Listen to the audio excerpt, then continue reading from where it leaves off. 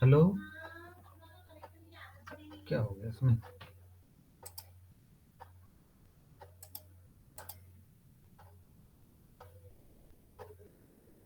आवाज जा रही है ना? हाँ।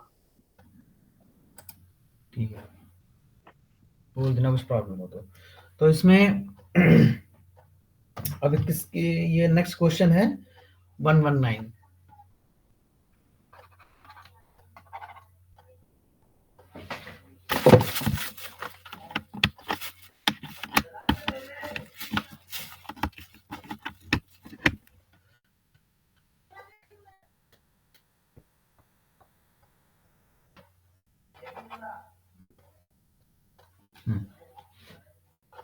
क्वेश्चन 119 पूछना है या डाउट नहीं है इसमें? बताओ, किसी को डाउट हो तो बताओ, मैं आगे बढ़े।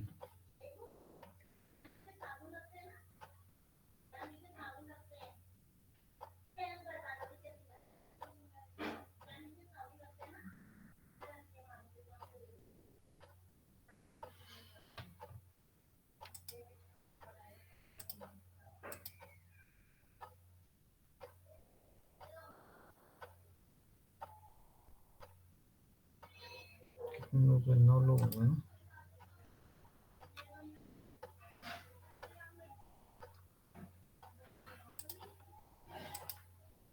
बताइए, ये वाला क्वेश्चन बताना है या छोड़ना है इसको? मतलब ट्राई किया था आप लोगों ने, हो गया है तो छोड़ देता हूँ, वरना आगे बढ़ता हूँ। ठीक है, नेक्स्ट है क्वेश्चन 128 2014, ये वाला।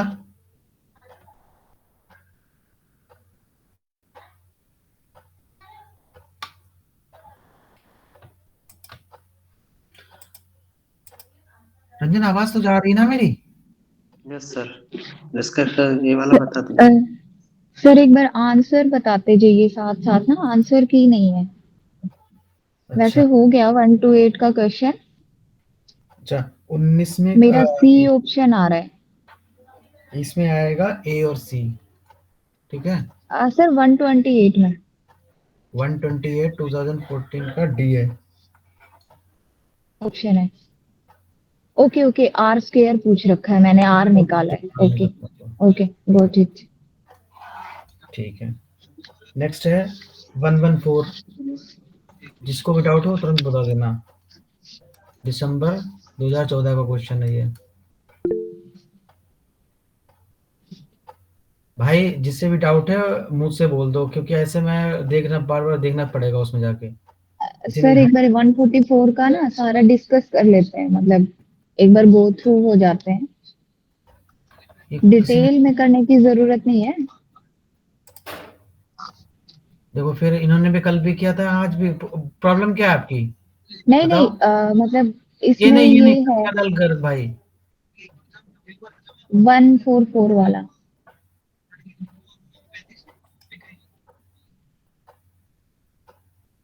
ये भाई किसका ऑन है?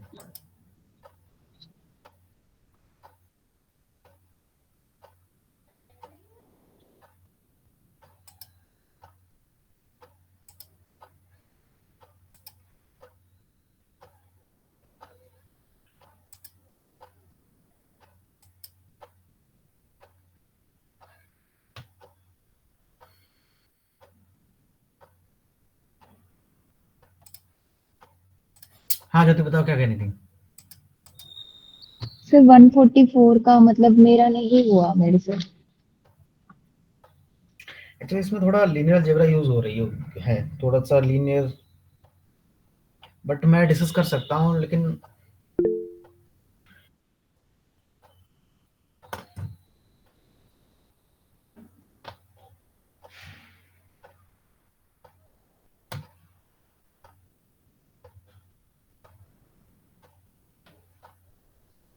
हाँ तो इसमें क्या था बताओ कुछ, क्या आपने क्या सोचा इसमें? या एक काम करते हैं, इसमें थोड़ा लीनियर जो है मैं पढ़ लूंगा, फिर अच्छे से डिस्कस कर दूंगा। अभी थोड़ा मैं खुद इसमें थोड़ा हल्का सा आ रहा है, क्योंकि थोड़ा फिर उसे कॉलम स्पेस और रैंक नल स्पेस बता दूंगा फिर मैं। ठीक है सर। ठीक है, इसको मैं होल्ड पे डाल देता हूँ, लिख लेता हूँ वहीं पे 114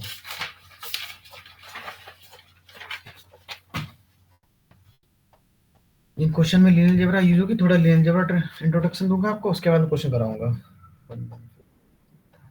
ठीक है सर। हाँ नेक्स्ट बताओ, इसी में 145। हो गया सर, आंसर बता दीजिए ना साथ साथ, तो टिक हाँ हाँ ठीक है मतलब ठीक है। चेक कर लेंगे।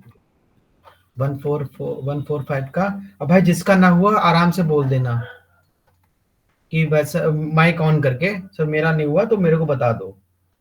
तो इसका आंसर है बी सी। ठीक है, नहीं आ रहा है, आ रहा है, आ रहा ये है तो आ सर। गया होगा आपका। हाँ आ गया होगा, एस्टिमेबल वाले सारे आ जाने चाहिए आप लोगों को। क्वेश्चन है फिर 151, जून वही दिसंबर 2014, इसमें आंसर है आपका डी।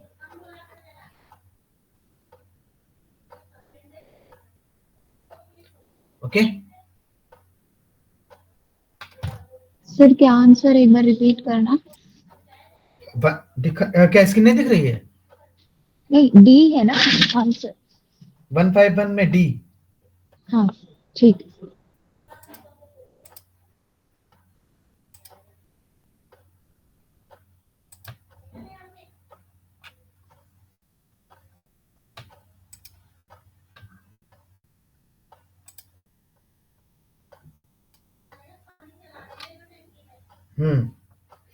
तो उसके बाद में है 130, क्वेश्चन नंबर 130 है, इसका आंसर है ए सर बी। ये सोल्व करवा दीजिए, मेरा नहीं मतलब नहीं हुआ मुझसे। आवाज नहीं आई आपकी। मैं ये कह रही हूँ ये सोल्व करवा दीजिए, मेरा नहीं हुआ ये question. Hello. Hello. Hello. Hello. हाँ सर आवाज आ रही है? हेलो। हाँ हेलो। सर 130 मेरी प्रॉब्लम है। क्या प्रॉब्लम है इसमें? मतलब तो ये। ठीक है ठीक है ठीक है, कर लेते हैं पूरा ही क्वेश्चन डिस्कस कर लेते हैं। हाँ जी, ये क्वेश्चन इज कर। इक्वल टू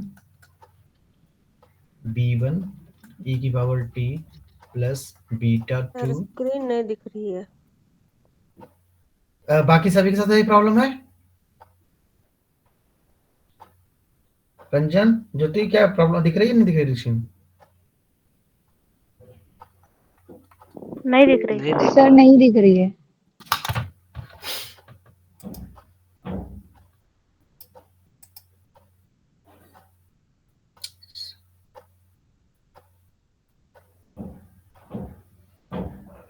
क्या हो गया प्रॉब्लम? एक सेकंड में फिर से ज्वाइन करता हूँ। नहीं, इससे हाँ एक मिनट, स्टॉप प्रेजेंटिंग।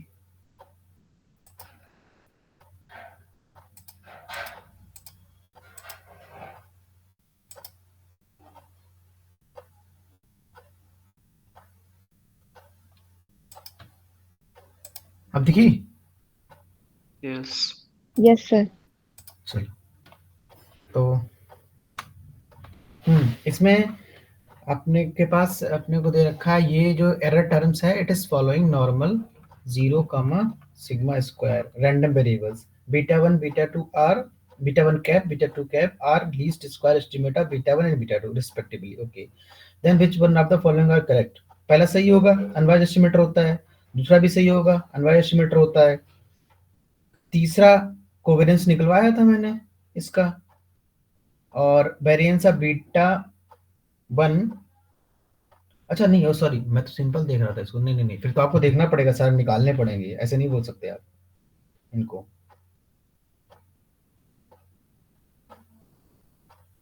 हाँ, तो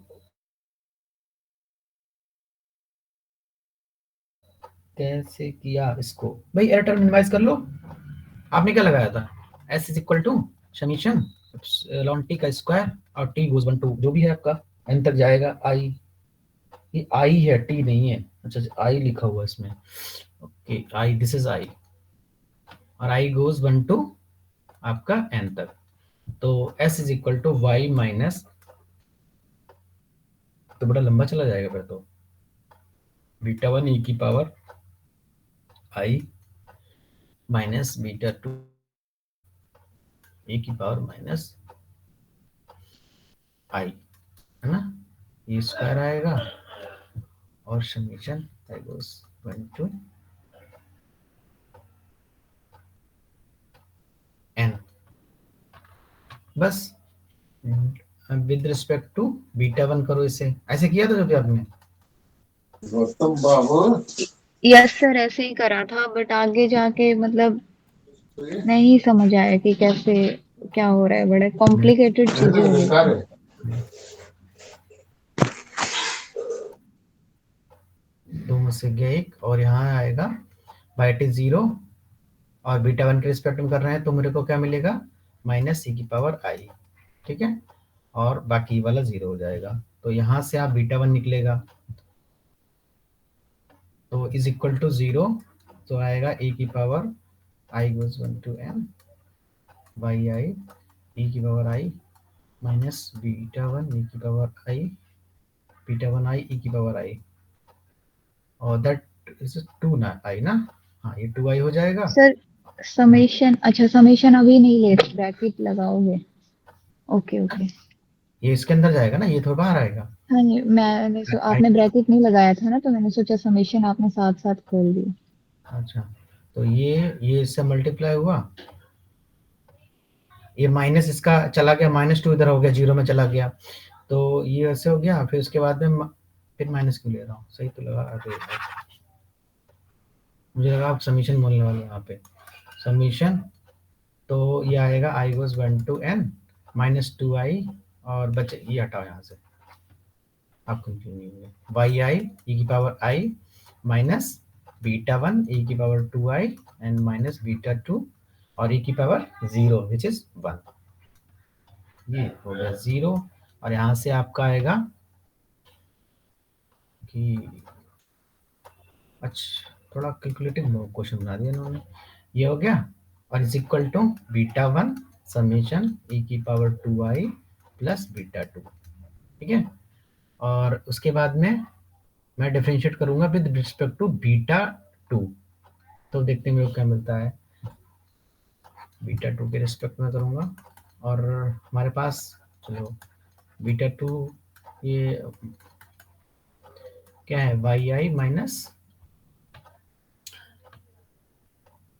वाई आई माइनस बीटा 1, वाई आई माइनस बीटा 1 ई की पावर आई माइनस बीटा 2 ई की पावर माइनस आई का होल स्क्वायर। सर ये पिछले क्वेश्चन में n टाइम्स बीटा 2 होगा ना? सही है, n टाइम्स बीटा 2 होगा। उसके बाद में यहाँ पे बीटा 2 के रिस्पेक्ट में डिफरेंशिएट मारूंगा मैं, तो आएगा ये 2 बाहर, और summation I goes 1 to n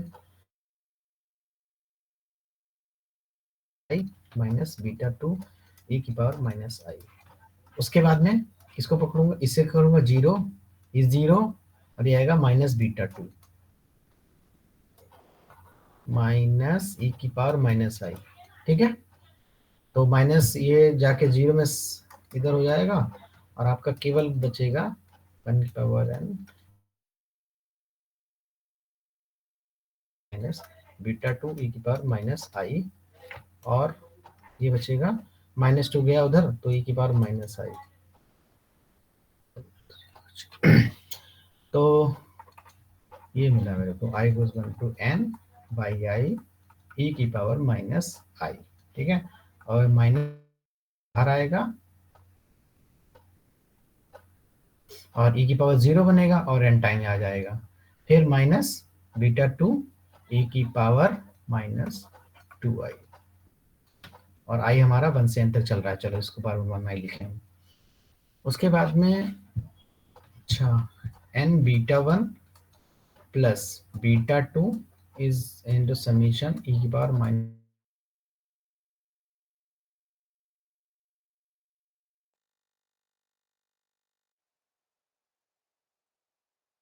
पहले दूसरी इक्वेशन क्या थी, ये नॉर्मल इक्वेशन ये वाली, ये समीशन ये आई है प्लस में आई है, और अच्छा यहाँ पे बीटा 1 समीशन e की power 2i plus n times beta 2 is equal to summation i goes 1 to n by i e की पावर i।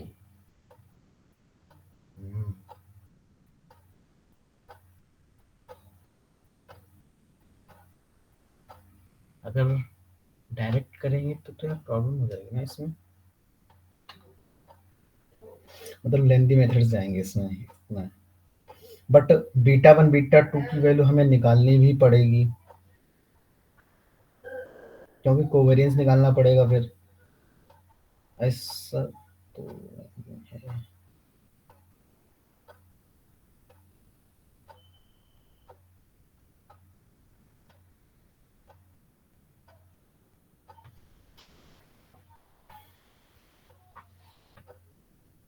फिर सॉल्व करते हैं इसे,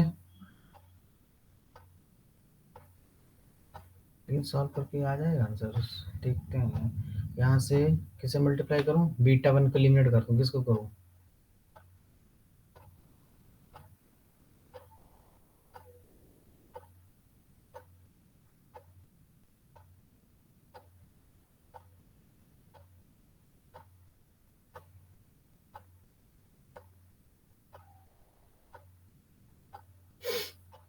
करना ही पड़ेगा।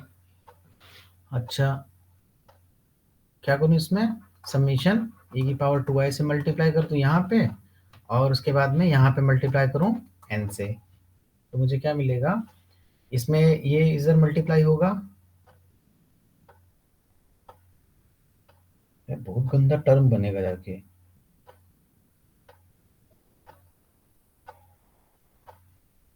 कोई और तरीका नहीं हो सकता इसका कुछ।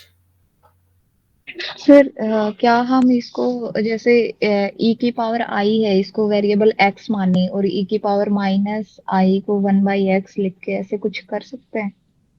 क्योंकि ऐसे तो बहुत टाइम लग जाएगा, ये तो वैसे मैं हाँ, ये यहाँ पे दो इक्वेशंस आ गई थी ये वाली मेरी, उसके हाँ, बाद समझ नहीं आया कि कैसे, मतलब बहुत कॉम्प्लिकेटेड सा बन रहा है। क्योंकि ऐसा भी नहीं जो इन्फिनिटी तक जा रहा हो आई, तो हम इसको समीशन सम भी लगा सकते हैं, इन्फिनिटी में सम इसका एग्जिस्ट भी कर जाएगा, लेकिन ऐसे तो बहुत गंदा सा सम बनेगा जाके, बड़ा टर्म बनेगी। अच्छा एक काम कर सकते हैं, हाँ जैसे इसमें क्या दे रखा है, इसको सिंपल लीनियर इक्वेशन में नहीं कन्वर्ट कर सकते, बीटा 1 e की power i plus beta 2 e की पावर माइनस i, अगर मैं, और ये इधर है आपके पास समीशन i, वो सॉरी सिग्मा, क्या बोलते हैं इसको, एप्सिलॉन आई, तो अगर मैं माइनस आई से दोनों तरफ पूरी इक्वेशन में ऑपरेट करा दूं, e की पावर ये भी करा सकता हूँ, e की power I Y I operate करा दी, तो यहाँ मिलेगा बीटा 1 e की पावर 2i और बीटा 2 ये बचा अपने पास, और ई आई अब एप्सिलॉन आई। अब देखो इसको कैपिटल वाई आई लिया मैंने, और इसको लिया बीटा 2, ये हो गई हमारे पास, ये बीटा 1 e की पावर 2i, ठीक है, और ये अपने पास कोई नया टर्म में डाल दिया जाई आई, ठीक है, जाई आई, ठीक है। और देखो इसमें उसमें सिंपल लीनियर रिग्रेशन में क्या होता है कि मीन इसका कितना होना चाहिए, 0 होना चाहिए, तो एक्सपेक्टेशन ऑफ जाई आई देखो कितना आएगा, ई आई बाहर आ जाएगा, और एप्सिलॉन आई का एक्सपेक्टेशन 0 दे रखी है, ठीक है। उसके बाद में वेरिएंस ऑफ ई आई जाई आई, वेरिएंस ऑफ जाई आई, ये कितना होगा, e की पावर 2i और ये सिग्मा स्क्वायर आई, सिग्मा स्क्वायर केवल, यस सर। फिर भी प्रॉब्लम करेगा, क्योंकि हम सिंपल लीनियर रिग्रेशन में हम क्या करते हैं कि ये जो है ना वेरिएंस कांस्टेंट रहना चाहिए हमारे पास, कुछ ऐसा कर सकते हैं कि इस पे कोई प्रॉब्लम ना आए, इस पे, इस एरर पे प्रॉब्लम ना आए, ऐसा का सब्स्टिट्यूशन। और जो आप बोल रहे थे कि x1 x2 ले लें तो फिर इंटरसेप्ट टर्म नहीं आएगी, फिर मेरे को वैसे करना पड़ेगा इसको। देखो इस तरीके से अगर जाएंगे तो ये प्रॉब्लम करेगा एरर टर्म, मैं सोचा था वाई ले लेता, फिर सिंपल ये बीटा इंटरसेप्टर हो जाती और फिर ये सिंपल लीनियर सीधे सिंपल बनती। फिर ये तो होता ही अनवाइज एस्टिमेटर, ये भी अनवाइज एस्टिमेटर होता है बीटा नॉट बीटा वन का, मतलब बीटा नॉट इसका जो निकालेंगे वैसे आ जाएगा। बट मुझे नहीं लगता इसमें से आएगा कुछ, क्योंकि प्रॉब्लम यहाँ क्रिएट होगी।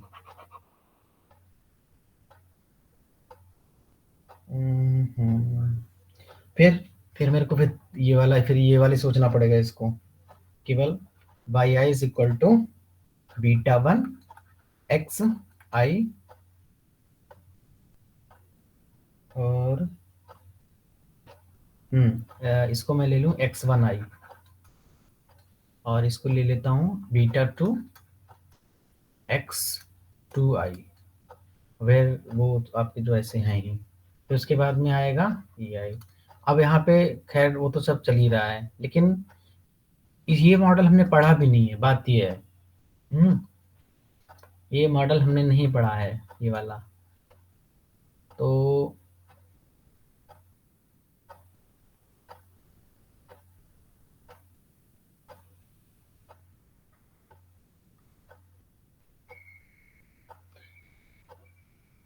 अच्छा ये तो कांस्टेंट भी है। सर इसको मल्टीवेरिएट में करके कर सकते हैं, मैट्रिक्स बना के? क्या मैट्रिक्स बना के कुछ कर सकते हैं मल्टीवेरिएट में, मतलब मॉडल मल्टीवेरिएट वाला लेके, मल्टीपल रिग्रेशन, सॉरी, तो वही है कि मतलब ट्राई कर सकते हैं। हाँ कर सकते हैं इसको। तो ये आपका y हो जाएगा और ये हो जाएगा, यहाँ पे पूरी एक मैट्रिक्स आएगी x, ठीक है, और ये आएगा बीटा वन बीटा टू, ठीक है। सर 2x2 की मैट्रिक्स हो जाएगी ना, जिसमें पहला A11 एलिमेंट हो जाएगा हमारे पास e की पावर ये i, n×2 की मैट्रिक्स, n×2। हाँ जी, हाँ जी। 2×1। तो उस वाले केस में बीटा क्या आता है, बीटा क्या बोले सी x डैश x का whole inverse x dash y। और ये तो हो गई। इसको इसमें क्या आएंगे, टू टर्म्स आएंगी इसमें। देखो इसका ऑर्डर क्या होगा इस वाले का, ये अपने पास बनेंगे 2×2, 2x this one will be x dash 2×2, this is 2×n और this n×1। तो यहाँ पे इसका मतलब टू टर्म्स आएंगी। और जाहिर ये भी है, कह सकते थे, कर सकते थे ऐसे ही। तो एक्सपेक्टेड इसकी कितनी आएगी एक्सपेक्टेशन बीटा गैप, ये बीटा आएगी, और यही हमारे पास बीटा वन बीटा टू होता है अंदर, इसके अंदर इसके कंपोनेंट की बात करें। और इसका मतलब ये है कि expectation of beta one cap and beta 2 cap it will be equal to beta 1 beta 2। तो आपको कैलकुलेशन करने की जरूरत नहीं है इससे। उसके बाद में कोवेरियंस निकालना पड़ेगा, कोवेरियंस इज लेस देन 0 होगा, वो कैसे चेक करना है। तो यहां से देखो इसी को देखो क्या होता है, वेरिएंस ऑफ बीटा कैप कितना होता है। सर ये ऑप्शन ए बी कैसे किया? देखो इसमें ये मतलब हमारे पास एक्स मैट्रिक्स है, ठीक है, और एक्स कहने का मतलब ये एक्स मैट्रिक्स आपकी ऐसे कुछ ऐसे है कि जब आप वन डाल रहे हो, वन, तो यहाँ पे आ रहा है e की पावर में 1 और यहाँ पे आ रहा है e की पावर में -1। तो यहाँ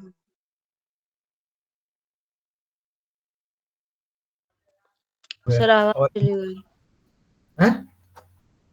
बीच में आवाज चली गई थी। अब आ रही है? हाँ सर आ रही है।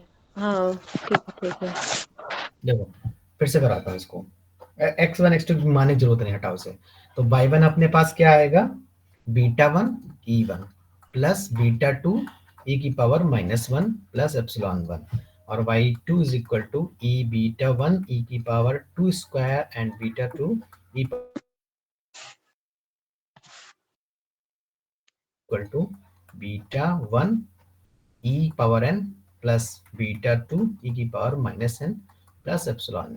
ठीक है, अब हमारा मल्टीपल लीनियर रिग्रेशन का मॉडल बन गया ये y this is your X यहाँ पे आएगी, और ये आएगी आपके पास बीटा 1 बीटा 2, और ये आ जाएगा ये आपका मल्टीपल लीनियर रिग्रेशन मॉडल बन गया। ठीक है, तो मल्टीपल लीनियर रिग्रेशन ये आपका है। Yes sir.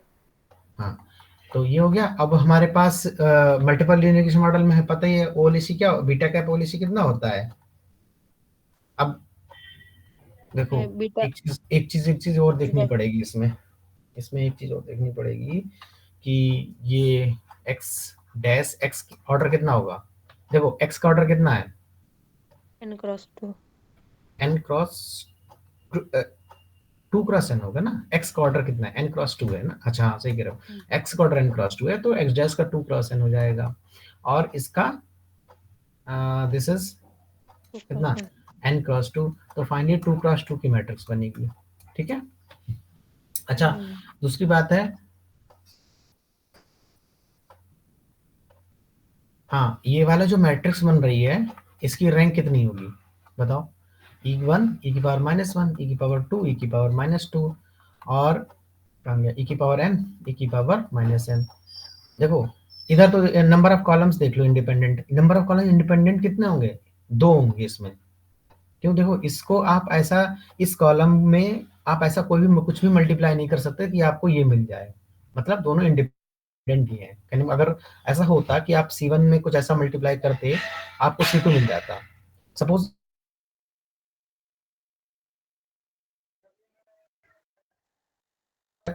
Like this one, C1 में अगर e की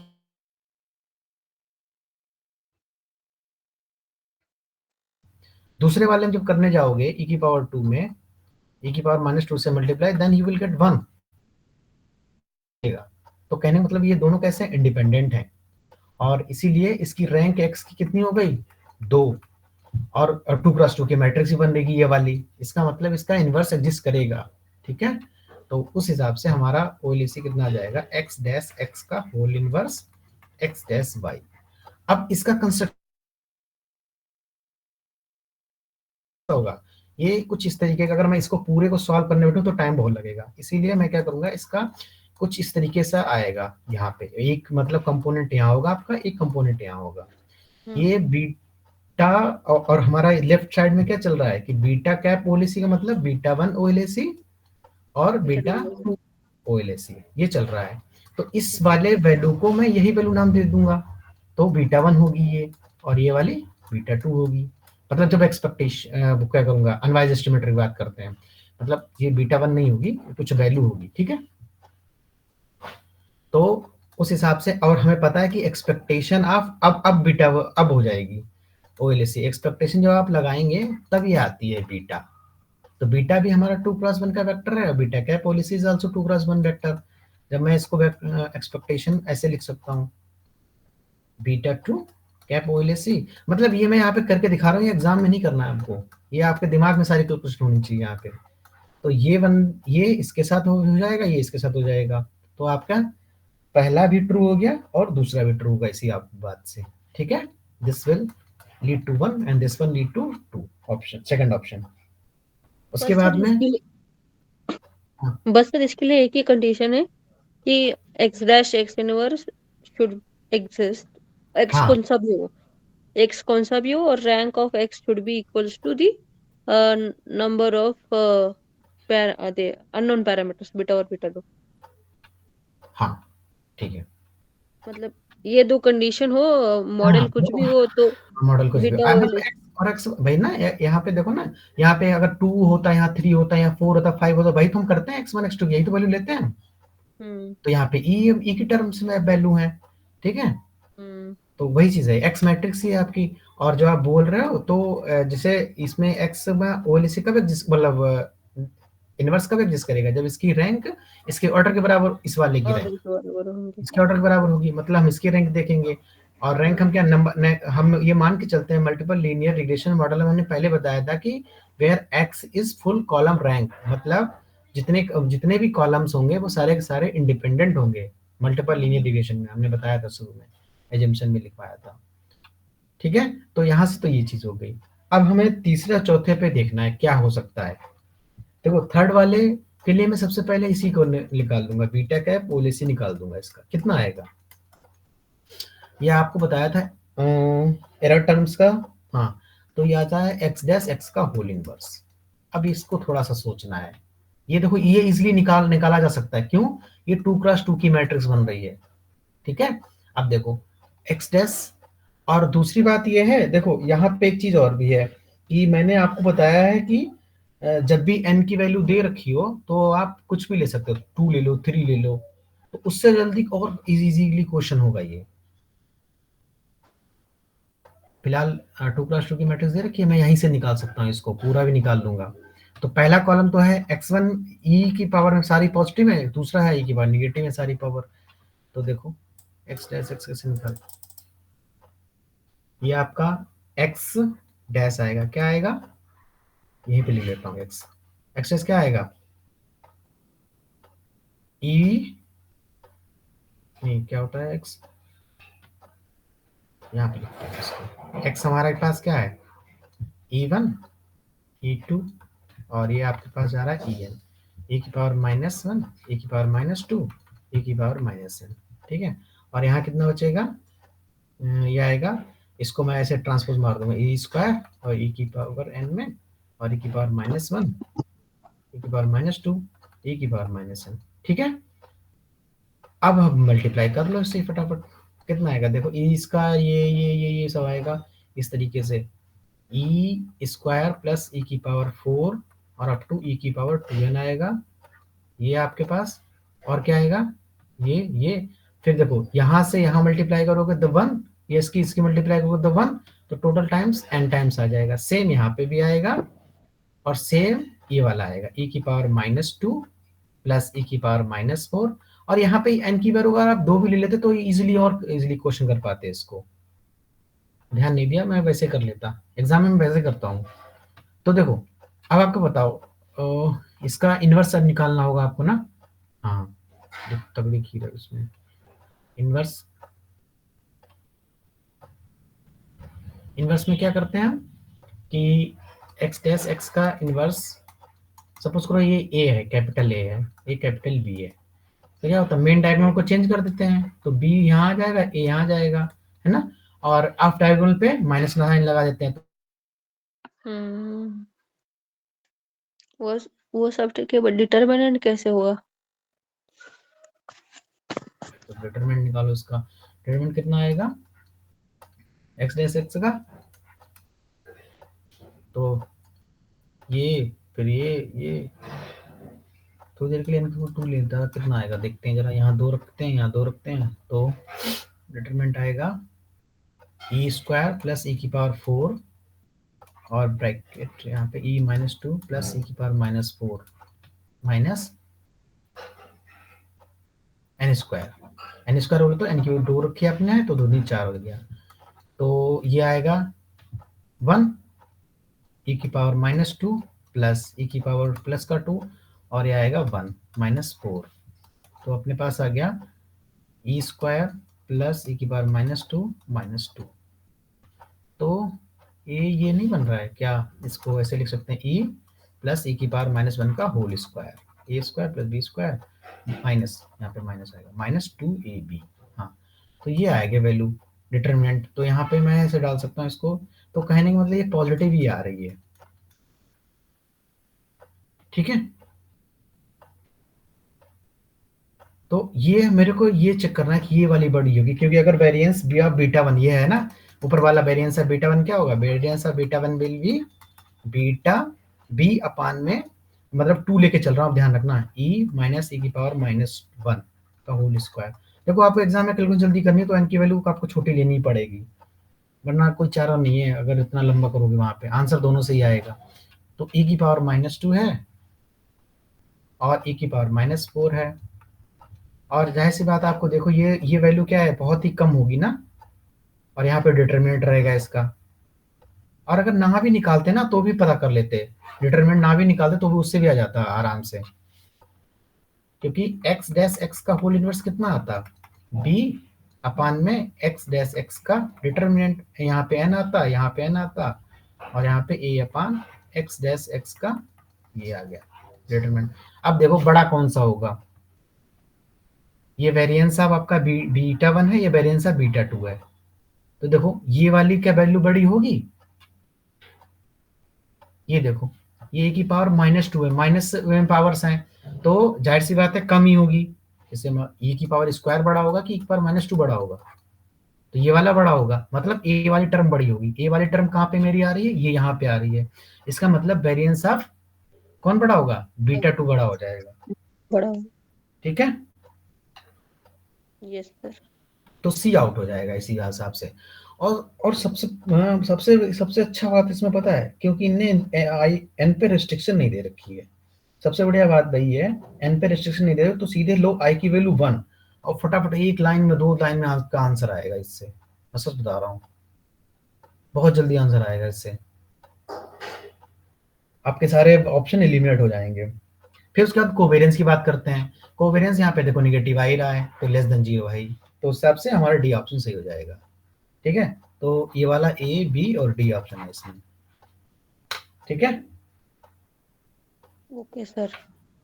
हाँ आप इसको n = 1 लेके तक करिएगा, एक बार ट्राई, एक बार n = 2 लेके करिएगा और देखना कितना समय बचता है आपका, और जल्दी भी कर लोगे। क्योंकि ये ना जल्दी कैसे करना, जब तक घर पे नहीं करोगे तब तक फिर एग्जाम में वो चीजें क्लिक नहीं करेंगी आपको।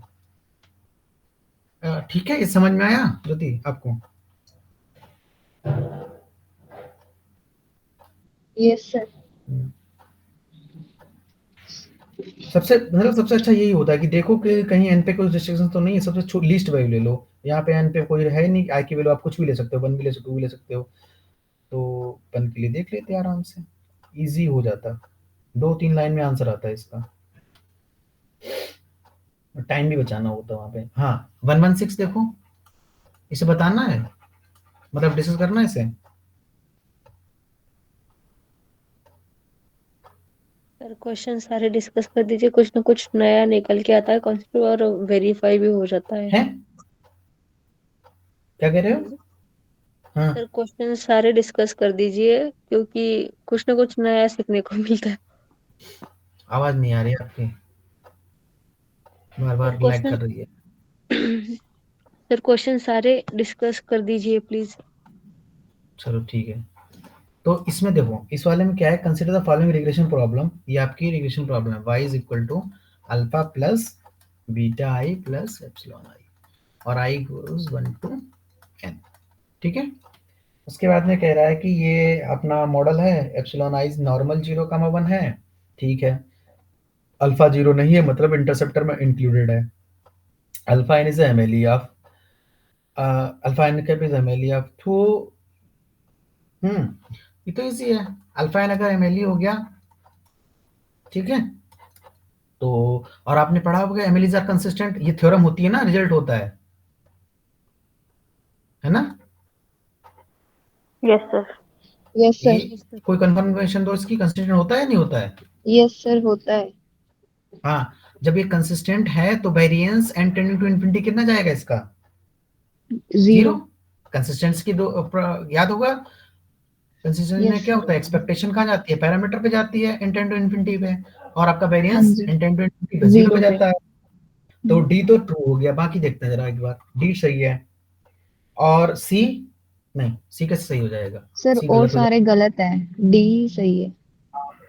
और अल्फा बी, बी कब सही हो जाता है, जब यहाँ पे अल्फा लिखा होता। ठीक है, इन प्लेस ऑफ 0 अगर इन्होंने अल्फा लिखा होता तो बी सही हो जाता, और ए भी गलत है क्योंकि उनने का अल्फा नहीं है, तो अल्फा होगा। ठीक है, चलिए क्वेश्चन नंबर। एमएलईज और असिम्प्टोटिक अनबायस होते हैं क्या? नहीं तो MLEs may be unbiased or biased, may not be unbiased। both। हाँ मे वो बी सर हो सकता है ना, may be not unbiased MLE, हम श्योर नहीं कह सकते, बट कंसिस्टेंट होता है ये श्योर है। MLEs are always consistent. Families are always consistent. हाँ, नहीं सर, फिर ए ऑप्शन कैसे करेक्ट, मतलब रॉन्ग? रॉन्ग इसलिए है क्योंकि ये होना चाहिए था ए ऑप्शन में कि एन टेनिंग, देखो यहाँ से देखो, ये कंसिस्टेंट है, इसका मतलब ये है जब आप लगाएंगे limit. Got it sir, sorry late current लग गया। नेक्स्ट देखिए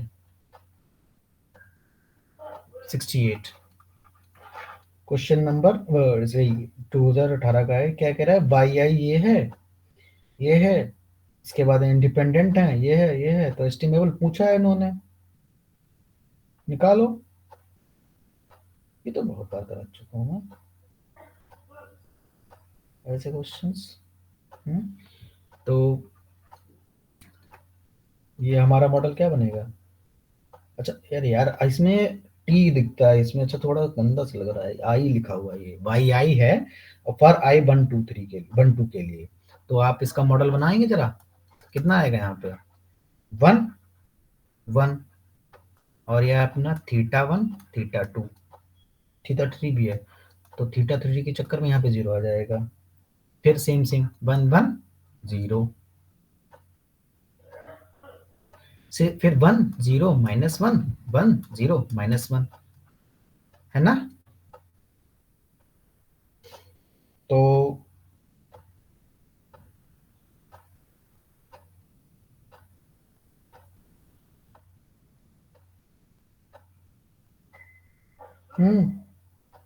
इसका वो निकालो, या तो स्टेबिलिटी वैसे चेक कर लो कि, या तो वैसे करो या फिर ऐसे कर लो इसको। 4x3 है, 3x3 की मैट्रिक्स बनेगी, प्रॉब्लम करेगी क्रिएट, ठीक है। 3x3 की मैट्रिक्स बनाओगे इसके, वो सॉरी 3x3 की x डैश x बनेगी, इनवर्स निकालने में थोड़ा दिक्कत हो जाएगी, तो हम ऐसे नहीं जाएंगे, फिर हम इससे ओलेसी वाले मेथड से नहीं जाएंगे, हम क्या करेंगे सब कुछ चेक करेंगे। तो मैंने क्या बोला था कि अगर कोई फंक्शन क्या होता है, lambda dash b is estimable, ये हो गया था ना ज्योति आपसे, if and only if expected value हाँ ऑफ जी सर, हो गया था। There exist a t dash या t सच दैट आपका expectation t dash y is equal to this lambda dash b, ठीक है। तो वही है, तो हमारे पास b कितने हैं, β1 और θ1 θ2 θ3 है इसमें। तो आपने यही चेक करना है कि expectation of t1 plus y1 और y ऑब्जर्वेशन कितनी है, 4 है, तो t2 y2 t3 y3 and t4 y4 which will be equal to आपके पास λ1 β1 बोले तो θ0 नहीं θ1 है, θ1 प्लस λ2 θ2 प्लस λ3 θ3, ठीक है। अब देखो एक्सपेक्टेशन ऑफ y1 कितना है यहाँ पे, θ1 θ2, ये वाला क्वेश्चन डिस्कस हो चुका है क्लास में, मुझे अच्छे से याद है। हाँ सर, हो गया था। θ1 θ2 तो कर लोगे ना वैसे। यस सर, सर ये वाला हो जाएगा। Answer option C is correct. Yes option C is correct. Okay sir. 4 θ1 minus θ3, अब इनके कंपेयर करो और क्या बोलते हैं इनके कोफिशिएंट, तो θ1 का राइट साइड में क्या है, λ1 है, और इधर क्या आएगा t1 plus t2 plus t3 plus t4 is equal to λ1। उसके बाद में θ2 का कोफिशिएंट क्या आएगा, t1 प्लस t2 और ये आ जाएगा λ2, λ1 यहाँ पे है। उसके बाद में minus t3 minus t4 and this is the coefficient of θ3 in the left side, और राइट साइड में क्या है हमारे पास λ3, है ना। तो देखो ऑप्शन चेक कर लो, चाहे यहीं से देखो क्या आएगा, रिलेशन क्या बनेगा, यहाँ पे यहाँ डाल सकते हैं इसको, या इन दोनों को ऐड कर दो। हाँ λ1 और λ3 को जब आप ऐड करोगे तो क्या मिलेगा,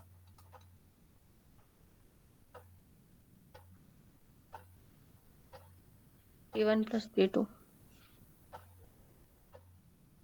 नहीं यार इन्होंने क्या बोला है कि which of the parameter is estimable. अच्छा तो λ1 की वैल्यू क्या आनी चाहिए, 0 होना चाहिए, है ना। सर सही तो कर रहे हो। हाँ λ1 plus λ3 is equal to λ2, condition ये आ गई हमारी। हाँ फिर इसके बाद ये हमारे कोफिशिएंट्स हैं, एक्चुअली मैं ट्रैवल कर रही हूँ तो मेरी आवाज शायद ऐसी आ रही है। अच्छा अच्छा अच्छा अच्छा। अब हमें कोफिशिएंट्स देखने हैं, जैसे थीटा 1 का 1 है, थीटा 2 का 0 है, थीटा 3 का 1 है, इस इक्वेशन में पुट करेंगे तो जो इसको सेटिस्फाई करेगी वो आंसर हो जाएगा।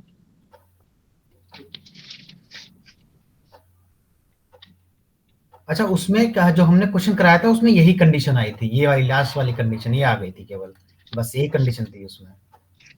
सर ये कंडीशन आ गई तो जैसे हम ऑप्शन ए लेते हैं इस क्वेश्चन का, थीटा 1 प्लस हाँ, थीटा 3 है, थीटा 1 तो प्लस मतलब थीटा, लैम्डा 1 की वैल्यू 1 है।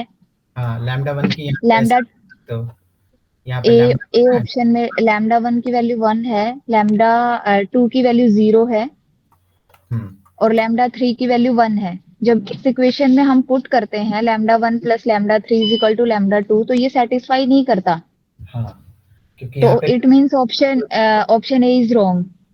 तो ऑप्शन ए रॉन्ग हो जाएगा। ठीक है, वैसे बाकी बात सिमिलरली बी, हाँ जी, सिमिलरली बी एंड डी के लिए करेंगे तो सी वाली जो है वही इसको सेटिस्फाई कर रही है, lambda 1 plus lambda 3 is equal to lambda 2। ठीक है, चलो समझ में आ गया, वैसे करना है इसमें, ये कंडीशन निकालने के बाद में ऐसा सेटिस्फाई करा देना है इसमें। सर कंफ्यूज हो गए हम। ओके, उसके बाद में क्या है, क्योंकि यहाँ से ना ये कंडीशन में कई सारी चीजें हो सकती हैं। अब आप यहाँ पे लैम्डा 1 लैम्डा 2 लैम्डा 3 कुछ भी वैल्यूज हो सकती हैं, मतलब आप 1 प्लस 1 इज इक्वल टू 0 ले 2 ले लो, समझ रहे हो। और सर तो वो तो हमें 4 ऑप्शन दिए हुए हैं ना, तो 4 ऑप्शन में से हम इस कंडीशन को सेटिस्फाई करा के एलिमिनेट कर सकते हैं। ठीक है, हाँ वो ठीक है, मैं कह रहा हूँ वो सही है, लेकिन मैं और बनाना चाह रहा हूँ, अगर मतलब कोई क्वेश्चन और जैसे यहाँ पे एक हाँ ऑप्शन ये भी हो सकता था कि 2 थीटा 2 प्लस इज क्या आएगा प्लस थीटा 1 प्लस थीटा 3, ये भी एस्टिमेबल हो जाता है फिर ना। हाँ सर, ये यस सर। 2 थीटा 2 एस्टिमेबल हो जाता है, तो सी ऑप्शन कैसे एस्टिमेबल हो रहा है? देखो देखो, सी ऑप्शन की बात हम करते हैं, हमारे पास कंडीशन क्या है कि आपका अगर एस्टिमेबल फंक्शन कब होगा, मतलब आपका जो ये वाला फंक्शन ये था ना, ये माना था इज एस्टिमेबल, ये एस्टिमेबल कब होगा, जब इसका जो पहला कोफिशिएंट और लास्ट वाला कोफिशिएंट बराबर हो जाए, मतलब सॉरी पहला वाला और लास्ट वाले का सम बराबर हो जाए बीच वाले के, ये कंडीशन होनी चाहिए। और ये कंडीशन किस में सेटिस्फाई हो रही है, देखो, क्योंकि ये हमारा ये एक्चुअली है क्या, देखो इसको, ये है ये वाला चीज है, ये लैम्डा 1 प्लस बीटा 1 अच्छा, लैम्डा। सी ऑप्शन में फर्स्ट कोएफिशिएंट है ही नहीं, थीटा 1 है ही नहीं, इसलिए वो हो हाँ, रहा है। तो यहाँ पे थीटा 2 प्लस थीटा 3 है, और थीटा 2 नहीं और थीटा 1 नहीं है, तो मैं 0 मान लिख सकता हूँ, तो ये आपका लैम्डा 1 हो गया और ये लैम्डा 3 हो गया इसका कोफिशिएंट, तो 0 प्लस 1 1 इज इक्वल टू 1। ठीक है, okay okay, thank you sir. अच्छा 38,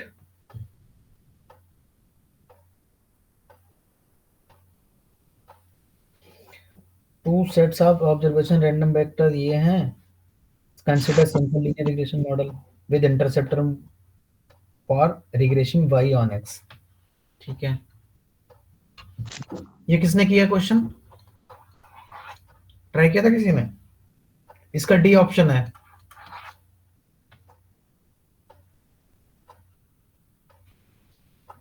आ गया था।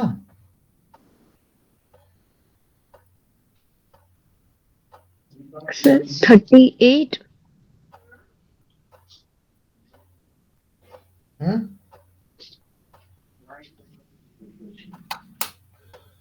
तो ट्राई नहीं किया था इसको।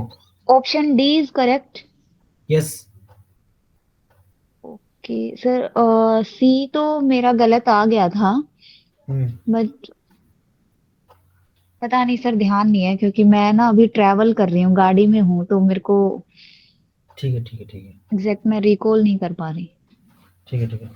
तो there are two sets of observation on random vector x and y, consider simple linear regression model this है, तो y is equal to regression हमने x पे किया हुआ है, रिग्रेशन ऑन x, तो क्या कहने का मतलब ये इधर रहेगा कांस्टेंट रहेगा, कौन सा x वाला, तो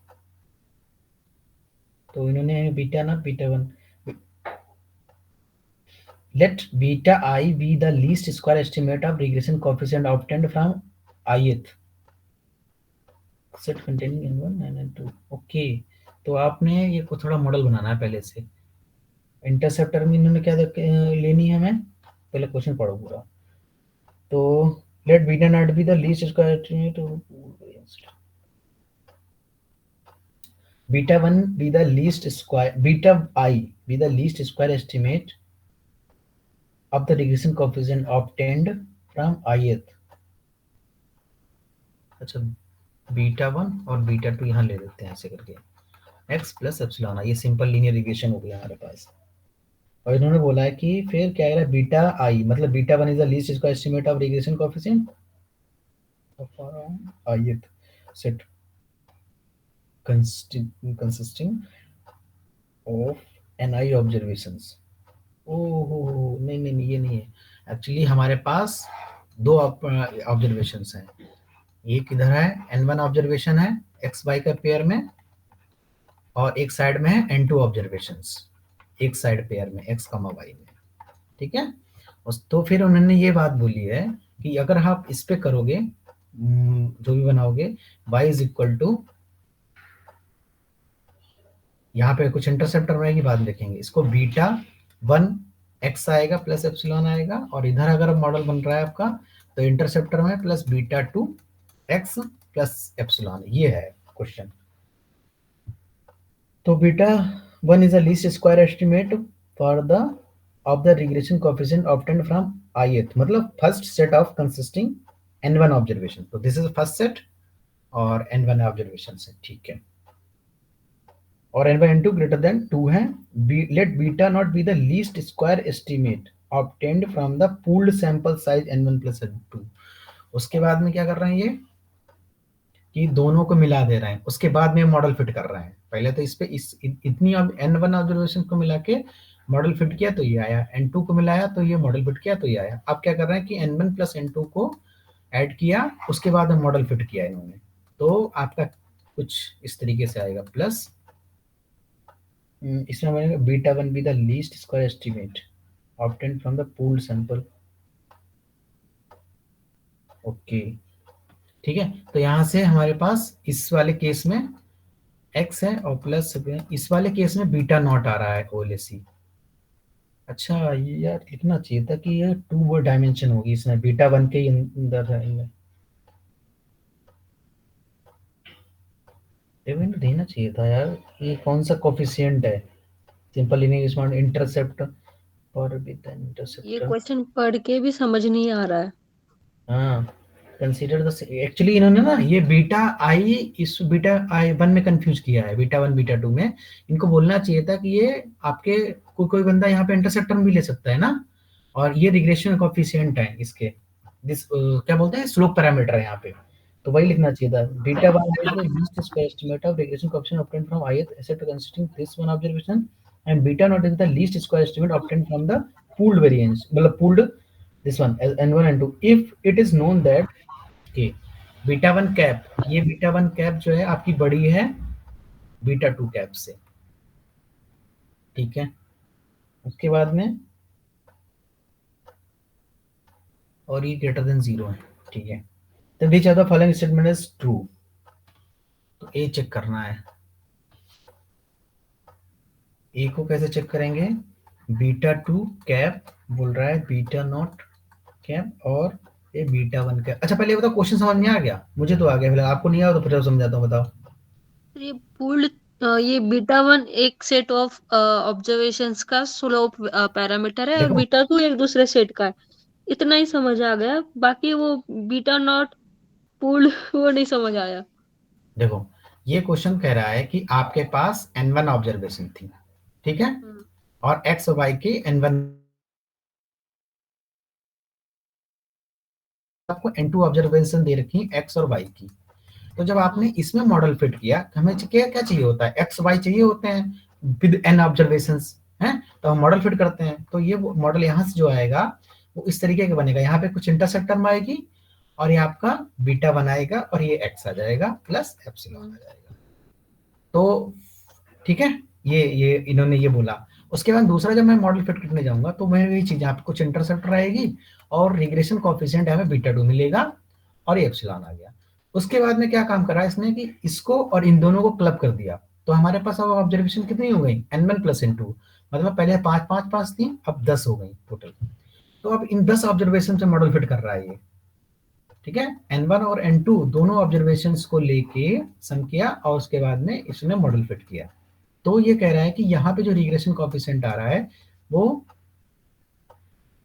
बीटा नॉट, हाँ बीटा नॉट है और x + एप्सिलॉन जो भी आई है। आप समझ में आया क्वेश्चन? सर दोनों पहला ऑब्जर्वेशन मॉडल फिट है n1 ऑब्जर्वेशन, दूसरा मॉडल फिट है n2 पे, और तीसरा मॉडल फिट है आपके n1 + n2 ऑब्जर्वेशन पे। तब बीटा नॉट स्लोप पैरामीटर है क्या? है हाँ, ये इन्हें मेंशन करना चाहिए था एक्चुअली। तो हमारे अपनी तरफ से मान के चल रहा हूँ कि β1 और β2 और बीटा नॉट ये सब स्लोप पैरामीटर्स हैं, ठीक है। उन्होंने उसने लिख दिया कि विद एन इंटरसेप्ट टर्म, तो आप अपनी मान लो, अपने हिसाब से कुछ भी मान लो, इंटरसेप्ट टर्म है मॉडल में तो आप कुछ भी। उसके बाद में ये कह रहा है कि पहला ऑप्शन क्या कह रहा है कि फर्स्ट ऑप्शन इज सेइंग कि β2 कैप जो होगी वो लेस देन होगी बीटा नॉट कैप से, और ये ग्रेटर देन β1 कैप से। और दूसरी बात ये दे भी रखा है एक चीज, क्या, β1 ग्रेटर देन β2 कैप। तो β1 यहाँ पे है और ये β2 कैप यहाँ पे है, ठीक है। ये बड़ा है नंबर लाइन पे इधर, इसीलिए मैंने इधर रखा ताकि समझने में आसानी हो। ये अब ये ऑप्शन ए में देखो क्या कह रहा है, β2 बीटा नॉट ग्रेटर देन इससे है और ये इसके बीच में आ गया, ये बीटा नॉट बीच में आ गया। अब ये थोड़ा सा वही लगेगा अपना, वही ना एनालिसिस लगेगी इसमें, और कुछ नहीं। देखो रिग्रेशन कोएफिशिएंट का बढ़ने का मतलब क्या होता है, यहाँ पे रिग्रेशन कोएफिशिएंट की अगर वैल्यू बढ़ रही है ना, इसका मतलब इस वेरिएबल की इंपॉर्टेंस बढ़ रही है, बस यही है। जैसे आपने नल हाइपोथेसिस हम क्या चेक करते हैं, हाइपोथेसिस में क्या करते हैं, h0 अगर β1 = 0 है या β1 = 0 नहीं है, या बीटा जे हमने लगाई थी, ठीक है। तो इसमें यही है कि अगर ये 0 हो गई नल हाइपोथेसिस एक्सेप्ट हो जाएगी, अगर मतलब नल हाइपोथेसिस एक्सेप्ट हो गई तो इसका मतलब β1 0 है, तो इसका मतलब हम उस वेरिएबल को जो इससे एसोसिएटेड वेरिएबल था उसकी वैल्यू उसको हटा देते हैं, तभी हम हटा देते हैं वेरिएबल को। तो वही चीज है, इसकी वैल्यू बढ़ने से, इसकी वैल्यू बढ़ने से आपके x की वैल्यू बढ़ेगी, मतलब क्या है, इस x की वैल्यू बढ़ रही है कि मतलब इसका मतलब ये जो वेरिएबल है काम का वेरिएबल है, इररिलेवेंट वेरिएबल नहीं, रिलेवेंट वेरिएबल है, ठीक है। तो अब ये β2 है, ये पहले ऑप्शन में कह रहा है कि बीच में आएगा, बताओ ये बीच में आ सकता है? नंबर ऑफ ऑब्जर्वेशन बढ़ रही हैं,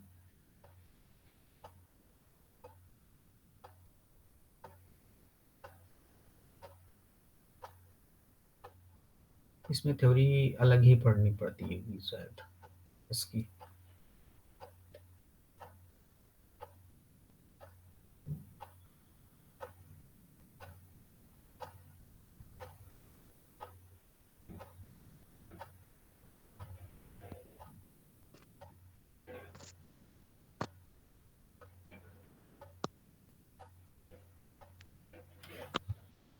किसी ने किया था इसको ट्राई, तो बताओगे कैसे किया था, फिर मैं बताता हूँ उसमें।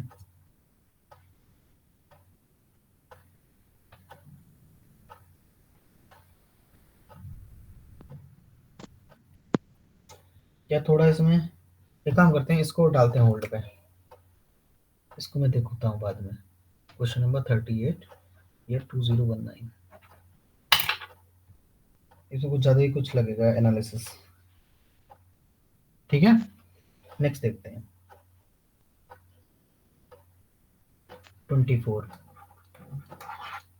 ये जो बाकी बच्चे हुए जो मैं छोड़ रहा हूँ इनको कल रेजर कर दूंगा सारे।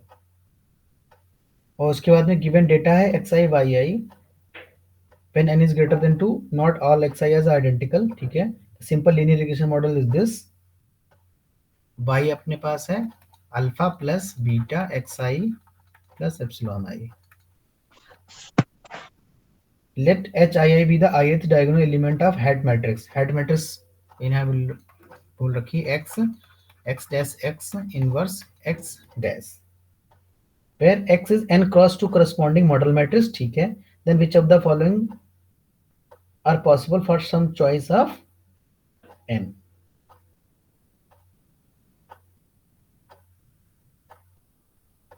Sir option 2 and 3 are correct ना,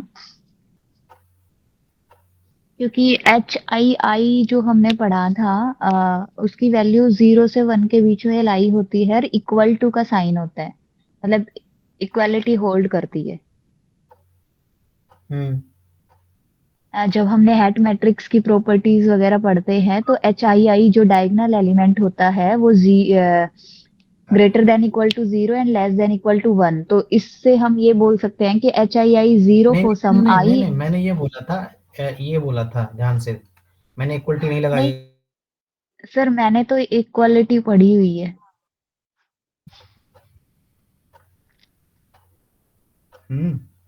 मैंने ये बोला था कि ये इनके बीच में एलिमेंट होते हैं। अब इसने फॉर सर सम आई लिख रखा है। आई थिंक सर वन पे मैंने वन पे इक्वलिटी होता है शायद। मैंने तो इक्वलिटी होल्ड करी हुई देखी है ना, मतलब पढ़ा है कहीं पे कि अच्छा अच्छा, इक्वालिटी भी आती है इसमें। HII जो एलिमेंट होता है और जो कोवेरियंस होता है वो होता है इसमें फिर माइनस HIJ।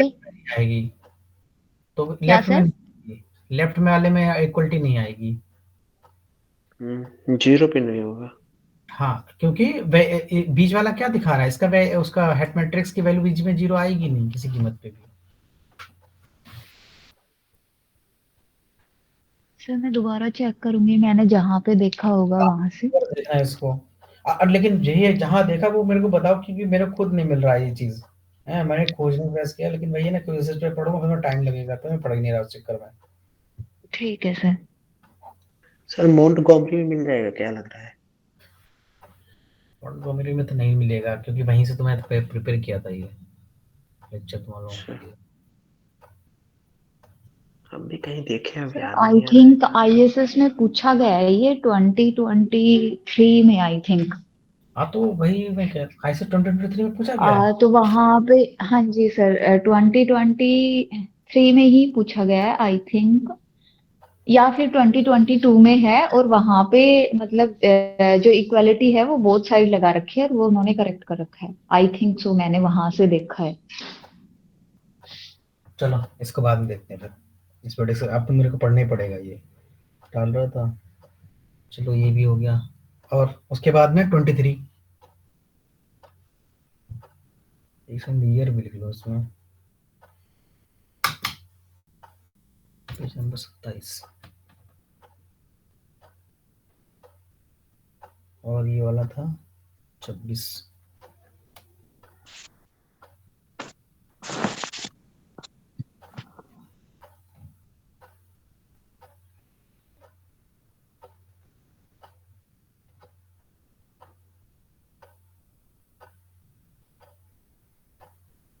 ट्वेंटी थ्री में क्या है इसमें, कह रहा है कि हमारे पास ये मॉडल है रैंडम इफेक्ट मॉडल, ठीक है। तो ये हमारे BI हमारे फॉलो कर नॉर्मल को, ये इसको फॉलो कर रहा है। तो अच्छा, रैंडम इफेक्ट मॉडल अपने को पढ़ा ही नहीं मैंने, वो तो पढ़ाना पड़ेगा। तो एक काम करेंगे, कल रैंडम इफेक्ट मॉडल की क्लास ले लेंगे, एक लेक्चर तैयार करना पड़ेगा फिर। एनोवा का पार्ट है ना सर? हाँ, रैंडम इफेक्ट तो फिक्स्ड पूरा डिस्कस। पूरा डिस्कशन, उसके बाद क्वेश्चन डिस्कस करेंगे, ये छोड़ो हटाओ इसे। उसके बाद में ये है क्वेश्चन नंबर 8 19 का, कह रहा है कि सपोज दिस ये बर्नौली है, ये यूनिफॉर्म है। यार ये तो हो सकता है डिस्ट्रीब्यूशन से लग रहा है क्वेश्चन, चलो करते हैं try. Suppose data 8 number 2019 year, इसमें क्या है कि x1 y1 और x2 y2, ये आपके xn yn are generated as follows. अच्छा, तो y1 y2 हमारे क्या है, इस तरीके से डिस्ट्रीब्यूशन है ये कि y1 y2 yn बर्नौली है 1 1/2 से, ठीक है। And xi given yi is following uniform 0 y plus 1.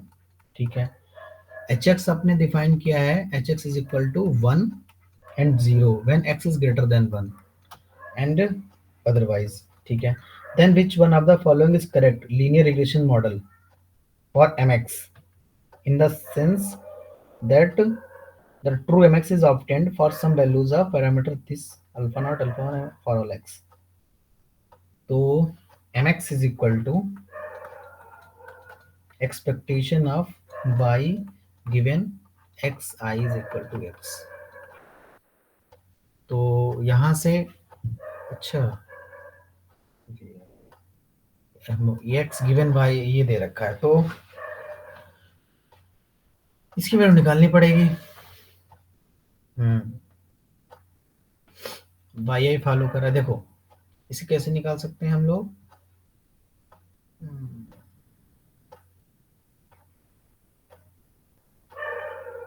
मतलब ये वैल्यू निकाल लेंगे तो mx आ जाएगा, सीधी सी बात है।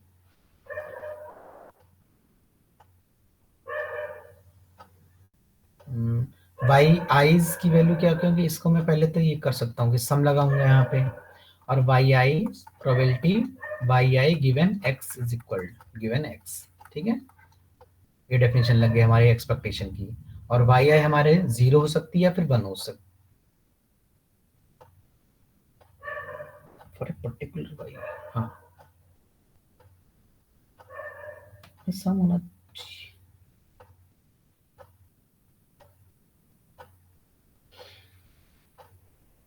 हाँ, सम थोड़ी लगाएंगे इसमें, 0 1। हाँ ठीक है ठीक है ठीक है। तो एक बार में पहले 1 आएगी वैल्यू, वाई आई की वैल्यू 1 आएगी, क्या करते हैं एक्सपेक्टेशन में रैंडम वेरिएबल की वैल्यू लेते हैं, फिर हाँ ठीक है, उसके बाद में probability 1 X I given equal to, और फिर 0 आ जाएगा। बस ये वैल्यू निकालनी है अपने को। तो कैसे कर सकता हूँ मैं, probability y one is equal to 1 comma x I is equal to x upon में probability x I is equal to x. उसके बाद में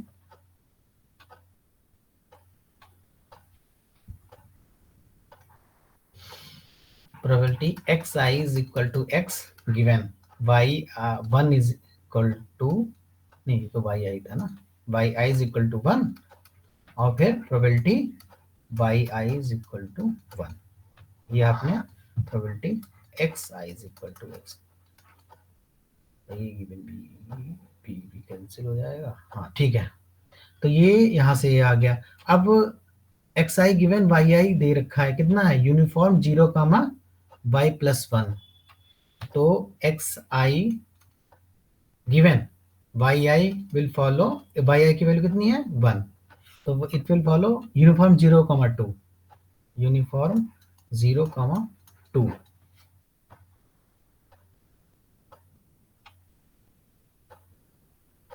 प्रोबेबिलिटी चाहिए एक्स पे,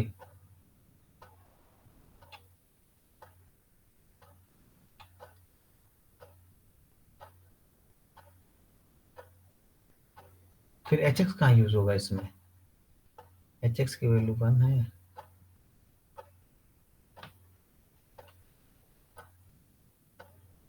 नीचे यूज होगा ना प्रोबेबिलिटी कैसे करें इसमें, प्रोबेबिलिटी इसकी तो खैर हाफ हो गई, प्रोबेबिलिटी 1 ये तो हाफ हो गया, प्रोबेबिलिटी y इक्वल्स टू इसकी 1 में कैसे कंडीशनल डिस्ट्रीब्यूशन प्रोबेबिलिटी, इसमें तो ये तो पॉइंट दे रखा है ना, तो पॉइंट प्रोबेबिलिटी 0 हो जाएगी, इसमें तो मतलब ही क्या निकलेगा।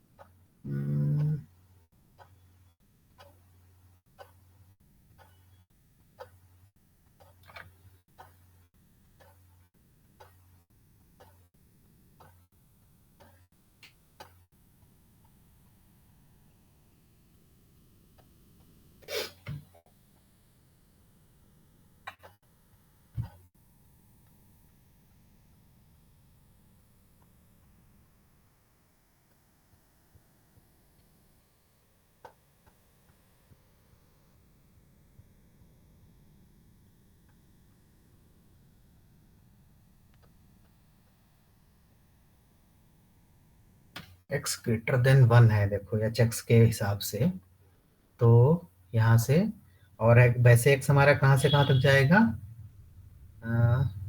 x की वैल्यू, x गिवन y क्या फॉलो कर रहा था, कहाँ गया, x फॉलो कर रहा था हमारे पास यूनिफॉर्म 0 से 2 एक्स आई गिवन बाई, तो ये 0 से 2 फॉलो करेगा, फिर 1 से जाएगा, ये 1 से 2, तभी हमें एच एक्स ले पाएंगे। एच एक्स इन्होंने डेफिनेशन दे रखा है, एच एक्स इज 1 है, और when x is greater than 1, तो एक्स कहाँ से कहाँ तक जाएगा, 1 से 2 हो गया। फिर उसके बाद में इसकी वो प्रोबेबिलिटी लगाओ, कहाँ गया,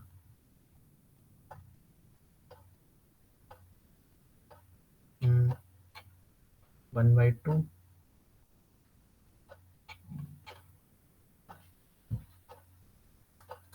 1/2 डी वाई, 1 से 2 कैसे जाएगा? इन्होंने क्या देखा, देखो ना, एक्स इन्होंने इसने बोला है कि H X is equal to 1 है जब हमारा एक्स ग्रेटर देन 1 है। हम्म,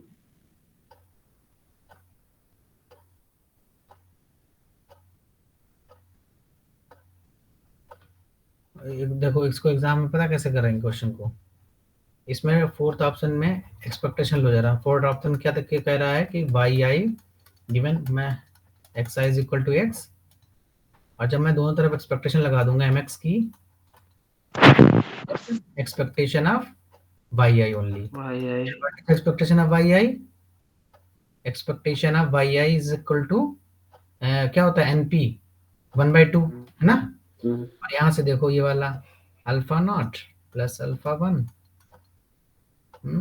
expectation of x plus alpha 2 expectation of H x,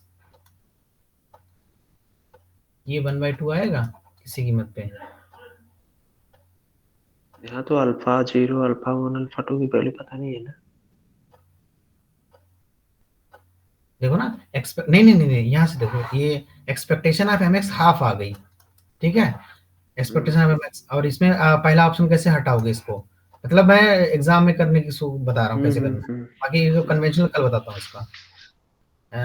M x expect, जब मतलब पहले ऑप्शन, फर्स्ट वाले ऑप्शन में मैं दोनों तरफ वो लगा दूंगा एक्सपेक्टेशन, एक्चुअली मैं ऐसे ही करता हूँ क्वेश्चन को एग्जाम में, मतलब इस टाइप के कंडीशन वाले, तो एम एक्स हो गया, ये इधर इसका आंसर 1/2 आना चाहिए, तो alpha not plus alpha 1, expectation of x कितना आएगा, एक्स कहाँ से कहाँ तक है हमारा, एक्स इज फॉलोइंग, यार एक्स का भी तो डिस्ट्रीब्यूशन नहीं पता है ना, तो हमें सबसे पहले डिस्ट्रीब्यूशन ऑफ एक्स निकालना पड़ेगा, तो भाई बैठ के निकालते हैं एक्स का डिस्ट्रीब्यूशन पहले, तो चलो वाई आई फॉलो कर रहे हैं ये, ठीक है, एक्स गिवन बाई ये फॉलो कर रहे हैं, कहीं तो सॉल्व किया है क्वेश्चन ये मैंने, एक्स गिवन, शायद इनके टेस्ट में दे रहा था इन्होंने, इसी इसी ऐसे कुछ फॉर्मेट बना के 0, y+1 है, ठीक है, तो मेरे को चाहिए प्रोबेबिलिटी, तो probability x is equal to X, ये चाहिए, तो इसको मैं लिख सकता हूँ probability x is equal to X comma y is equal to Y, और समीशन y पे चलेगा, और y हमारा क्या फॉलो कर रहा है, y इज फॉलोइंग बर्नौली, तो y की वैल्यू 0 डालो पहले, तो x y is equal to 0 plus x y is क्या, x equal to x y is equal to 1, ठीक है, यहाँ से, और x और y इंडिपेंडेंट है, नहीं इंडिपेंडेंट है, तो फिर मैं क्या करूंगा, इसको ऐसे लिख सकता हूँ, इसको probability x is equal to x given y is equal to 0 into probability y is equal to 0, फिर probability x is equal to x given y is equal to 1 and probability y is equal to 1, ठीक है, तो ये इसकी value क्या होगी, और तो यहाँ से तो ये आ जाएगा ना, x given y is equal to 0 will follow uniform 0, 1, और x given y is equal to 1 will follow uniform 0, 2। और तो ये हाफ हाफ आ जाएगा, तो ये आ जाएगा probability x is equal to x given y is equal to 0 plus probability x is equal to x given y is equal to 1 अपान में 2। ये है, तो यही तो हम यहाँ पे भी चाहिए रूट होगा ना, probability x is equal to x यहाँ से।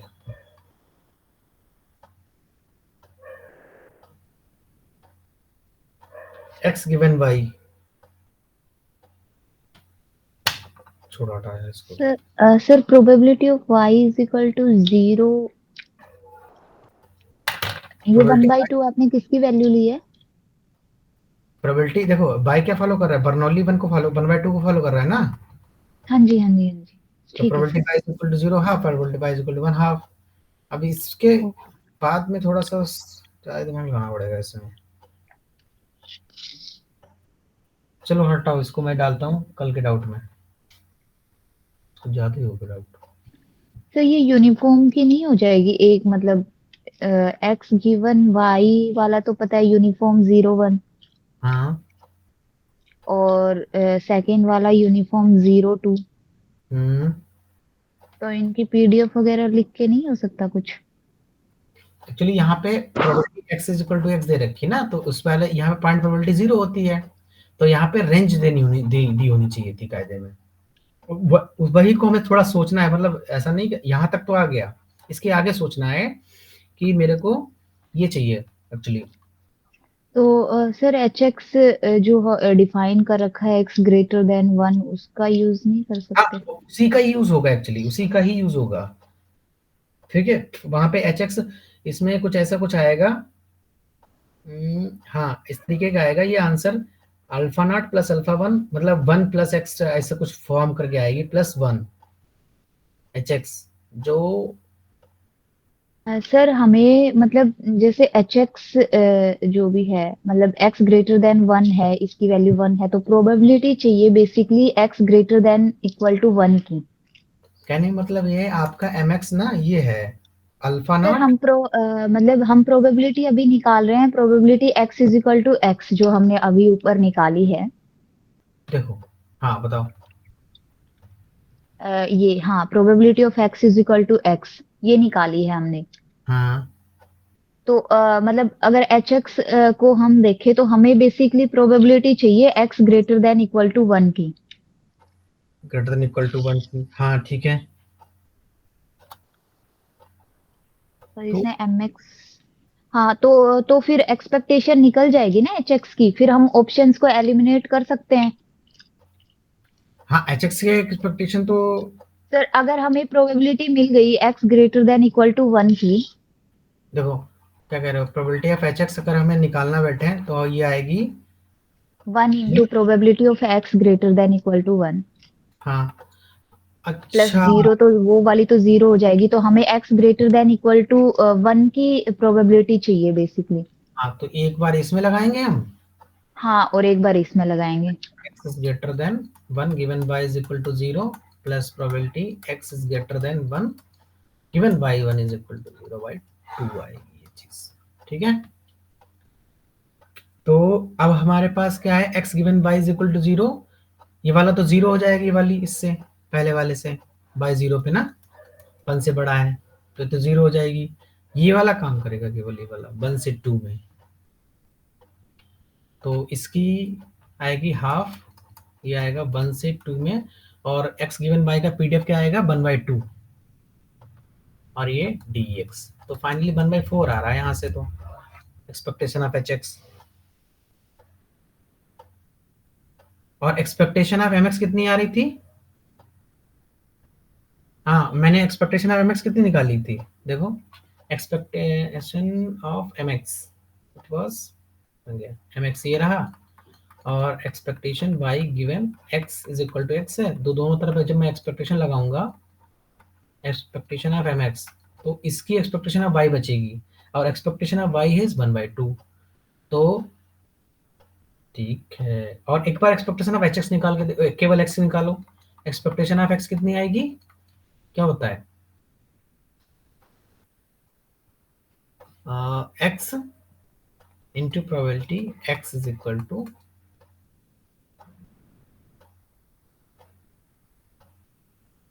एक्स। वहीं पहुंच गए थे दोबारा से। हाँ तो एक्स, फिर वही बात है ना कि एक्स कहाँ से, फिर इसमें एक्स कहाँ से वेरी कराओगे। Yes sir, probability of X is equal to X, वही दिक्कत आ रही है। एक बार मतलब सर कल देखते हैं इस क्वेश्चन पे, क्योंकि अभी तो मैं भी इतना कंसंट्रेट नहीं कर पा रही। ठीक है, तो इसको कल ये भी डिस्कस करते हैं। कल, हाँ मतलब जी। ये है ना कि मैं एक बार ट्राई कर लूंगा, तो आज एक्चुअली टाइम मिला नहीं मेरे को ट्राई करने का कुछ भी, तो मैंने सोचा कि इजी वाले करा दूंगा, जो लगेगा मेरे से नहीं हो, मतलब क्लास में जल्दी नहीं हो पाने, वो मैं कल डिस्कस कर लूंगा एक बार देख के। तो एस्टिमेबिलिटी वाला 101 वाला देखना जरा, ये तो एस्टिमेबिलिटी वाला तो इजी है। तो y1 y2 y3, यहाँ पे ये बीटा 1 बीटा 2 बीटा 3, ठीक है, और ये आपका एप्सिलॉन है, ठीक है। और इन्होंने बोला इसका डिटरमिनेंट 0 नहीं है, तो बीटा 1 लीस्ट का एस्टिमेट, ठीक है। जब हमारा डिटरमिनेंट 0 नहीं है तो पहला ऑप्शन ट्रू होना चाहिए, क्योंकि मैंने बताया था बीटा का पॉलिसी होगा X dash X inverse X dash Y, ये यूनिक मिलेगा क्योंकि इनवर्स यूनिक होता है, और अगर ये यूनिक मिल गया तो इसके कंपोनेंट भी यूनिकली डिफाइन होंगे, तो ए वाला ट्रू हो गया, ठीक है। फिर दूसरी बात यह है कि अगर सबको मैं सबको एस्टिमेट कर सकता हूँ, तो उनके लीनियर कॉम्बिनेशन को भी एस्टिमेट कर सकता हूँ मैं यूनिकली। यूनिकली लिखा है ना, नहीं लिखा है कोई बात नहीं, ब्लू है, हाँ तो ठीक है, तो ब्लू वाला ये भी ट्रू हो जाएगा, है ना। उसके बाद में सी वाला है, ये है is uniformly minimum variance and wise estimator of this, हाँ तो वो भी हो जाएगा, क्योंकि क्या होता है भाई चल ना, यूनिफॉर्म मिनिमम वेरिएंस का मतलब क्या है, मिनिमम वेरिएंस होना चाहिए, अनवाइज एस्टिमेटर होना चाहिए, वो भी हो गया। और इसने कहा है कि ये ब्लू होगा बट यूएमबी नहीं होगा, डी वाला गलत हो जाएगा, ठीक है, ये तो इजी था। उसके बाद में ये सारे बाद में, हाँ इसके बाद में सारे इजी आए हैं ये वाले क्वेश्चन, इजी इजी है सारे, नहीं 22 में थोड़ा पंगा होगा इसमें। ठीक है चलो आज क्लास यहीं तक रखते हैं, फिर कल 111 से बाकी ये डाउट आपके डिस्कस करते हैं जो बचे हैं यहाँ, ओके। सर एक क्वेश्चन मेरा डिस्कस आर स्क्वायर वाला, बोलो कौन सा है, कहाँ पे, इसी क्वेश्चन में है, 128 उसी में है, पेज नंबर 19 है 19 19, हाँ 19 में, हाँ बोलो बताओ। सर इसको करिए कैसे? तो आपने कैसे किया था, इसका फॉर्मूला लिखो पहले, तो आई थिंक कर इसमें लोगे अगर स्मॉल आर स्क्वायर निकालना होगा ना सर सर? मैंने पहले आर निकाला था, कोवेरियंस निकाला, ये स्मॉल, क्या नाम, ये capital R square equals to small R square होता है ना? Capital R is equal to small R square, हाँ भाई एक ही चीज है, बताओ। हाँ ये फॉर्मूला लगाओगे हो जाएगा, अब बताओ ज्योति कैसे किया था आपने। सर ऐसे ही करा था पहले, मतलब कोवेरियंस निकाला फिर वेरिएंस हो जाएगा, एक्स और वाई के बीच में पहले अच्छा, ये कोवेरियंस फार्मूला निकाला। होता है क्या sir, variance of expectation Y by ये वाला दे रखा हो, इस फॉर्म में दे रखा हो, एक्स गिवन बाई फॉर्म में देखा हो क्वेश्चन तक, ए? ठीक सर है। नॉर्मल स्मॉल आर वाले से स्क्वायर भी से हो कैसे जाएगा, निकालेंगे? मतलब जो हम लेके चलते हैं ना, जो नोटेशंस हम लेके चलते हैं, कोवेरियंस जो सिंपली हम निकालते हैं आर की वैल्यू। आर की वैल्यू क्या होती है, 1 minus S S E sir मान में एस एस टी, सर मैंने ऐसे नहीं निकाला, आपने कैसे मैंने निकाला, सिंपली कोवेरियंस निकाला एक्स और वाई के बीच में, कोवेरियंस बाई एक्स और वाई के बीच में निकाला, ठीक है। और वेरिएंस ऑफ एक्स पता है हमें, और इसी तरह हम वाई की वेरिएंस निकाल लेंगे। अच्छा ये वाला से नहीं वाई होता, गिवन एक्स पता है तो हम डबल एक्सपेक्टेशन लेते हैं, तो एक्सपेक्टेशन ऑफ वाई आ जाता है, ऐसे वो फॉर्मूला यूज करके ये करके आपने सिंपली मैंने आर निकाला कोरिलेशन कोफिशिएंट, और उसका कोरिलेशन कोफिशिएंट का स्क्वायर कर देंगे तो वो कैपिटल आर स्क्वायर के इक्वल होता है। मैं वही बोल अच्छा, रहा हूँ। ये मैं क्या है गलत ना, है, मैं एक्स और वाई गिवन एक्स ले रहा हूँ, इसीलिए गलती हो गया। ओके, क्यों जो ये किया होगा ना, ये वाला यही तो निकाला होगा, यही तो होता है उसमें। Yes sir, R yes square sir. Equals to small R हाँ, स्क्वायर। और इसका मतलब स्मॉल आर का अगर स्क्वायर कर देंगे तो वो कैपिटल आर स्क्वायर के इक्वल होता है, यही निकाला था। हो जाता है, वो सेम चीज है इसमें। अच्छा, तो मैं फिर sir covariance of X Y given X निकाल रहा हूँ, तभी गलत हो रहा है। वेरिएंस ऑफ एक्स ले लो, एक्स का सर यहाँ डिस्ट्रीब्यूशन पे पता है वाई क्यों ले रहे हैं? कहाँ पे इसमें? हम्म, अरे यार वो होता नहीं वाई। है कि क्या होता है, ये एक्स आई माइनस एक्स बार को, अगर मैं कोवेरियंस बिटवीन एक्स वाई निकालूं तो फार्मूला क्या होता है? सॉरी, हाँ सर, होता कोरिलेशन। तो ठीक है, यहाँ पे क्या पूछा है? When we regress Y and X. हाँ, तो वही चीज है, ये रिग्रेस वाला अगर करोगे तो ये वाला आ जाएगा, बस ये वाला ऐसे निकाल लेना है। और बाकी अगर नहीं करना चाहते हो तो वही रिग्रेस, रिग्रेस है ना, कहने का मतलब यही, फिर आप कंडीशनल ही करना पड़ेगा आपको। क्या होता है इसमें कोवेरियंस एक्स मैं कमा, ये निकाल रहा था, एक्स वाई गिवन एक्स। ये देखो यही चीज आ गई यहाँ पे, तो रिग्रेशन वाला दे रखा है ना, तो यही चीज आ गई यहाँ से। ठीक है, इसमें कुछ जरूरत ठीक नहीं है, है। सही है, ठीक है। ठीक है, कल एक काम करेंगे, कल 111 से भी स्टार्ट करेंगे, और बाकी ये 5, 1, 3, 2, 6 क्वेश्चन है, 6 क्वेश्चन देखना पड़ेगा, एनालिसिस करनी पड़ेगी 5 पे। सही से डिस्कस भी करूंगा जब अच्छे से एनालिसिस होगी मेरे से। ठीक है, चलिए, और किसी को कुछ प्रॉब्लम हो तो बताओ इसके अलावा। नहीं सर। ठीक है, बाय। ठीक है sir, okay, thank you sir.